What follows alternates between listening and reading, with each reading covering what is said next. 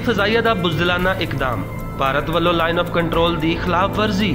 पाक फजाइया दी मुअस्सर जवाबी कार्रवाई वेख के भारतीय त्यारे पूछल चुक के नस गए।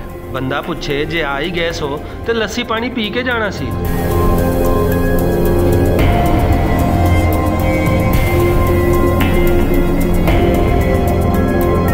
DGISPR major general Asif Ghafoor होरां दी इतला के मुताबिक भारतीय जंगी त्यारे आज़ाद कश्मीर वालों 3 तो 4 मील पाकिस्तानी फजाई हदूद विच आ गए। सामने पाक फजाइया के त्यारे वेख के पिछा नस गए। जांदे जांदे अपनी लंगोटी भी सुट गए।